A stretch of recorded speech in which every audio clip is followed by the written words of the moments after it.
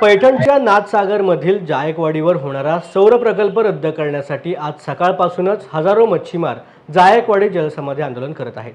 या आंदोलनकर्त्यांची आमदार निलेश लंके यांनी भेट घेतली असून हा प्रकल्प रद्द करण्यासाठी मोठा विरोध होतोय। हा प्रश्न एक किंवा दोन गावासाठी मर्यादित नसून जवळपास 2 लाख लोकांचा पोटापाण्याचा प्रश्न आहे। हा प्रकल्प झाल्यानंतर जवळपास 35 ते 40 हजार कुटुंब बेरोजगार होणार आहेत। या प्रकल्पाला मी नागपूर येथील झालेल्या अधिवेशनामध्येच विरोध दर्शवला होता।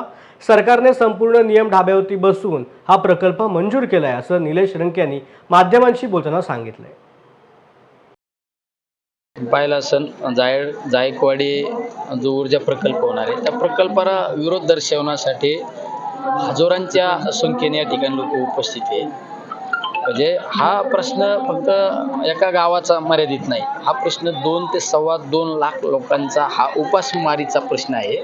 या प्रकल्प झाल्यामुळं कमीत कमी 35 ते 40 हजार कुटुंब त्या ठिकाणी बेघर होणार आहे।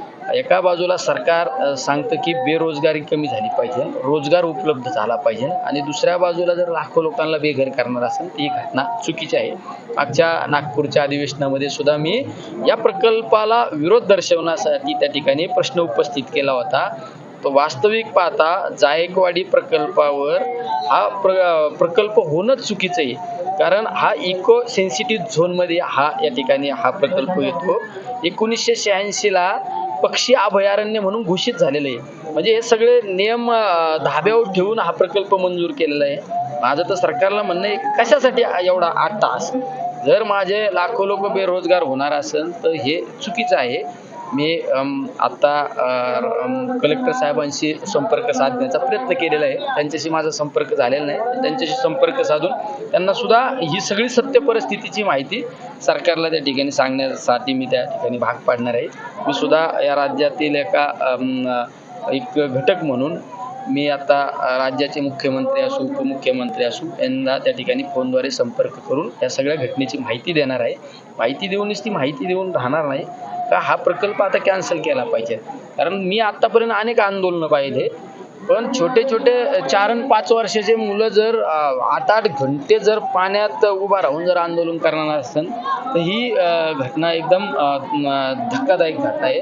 म्हणजे माझे काही मच्छीमार तर जलसमाधी घेण्यासाठी चालले होते। आम्ही त्यांना आव्हान केलं, अरे तुम्ही एवढा टोकाचा निर्णय घेऊ नका। तुम्ही पाहिला असेल म्हणजे की 1 किलोमीटर लोक तुम्हाला आत पाहायला मिळतील, एवढे म्हणजे एवढा मॉब कंट्रोल करणं पण अवघड आहे। तरी प्रशासनाने चांगल्या पद्धतीने या सगळ्या घटना मॅनेज करण्याचा प्रयत्न केलेला आहे। त्यामुळं माझी तुमच्याद्वारे सरकारला मागणं हेच आहे की माझ्या या मच्छीमार बांधवांना न्याय देणं गरजेचं आहे। दादा भागवत कराड म्हणताय की एकूण 100% पैकी फक्त 30%च प्रोजेक्टसाठी वापरला जाईल, 70% मच्छीमार बांधवांना अडचण येणार नाही, त्यांना मच्छीमारांना। हे लॉजिक तुम्हाला कसं वाटतं? आता कसं असतं ते तोंडी म्हणण्यापेक्षा हे माझी मच्छीमार संघटना आहे, आमचे सगळे शिष्टमंडळांशी चर्चा केली पाहिजे।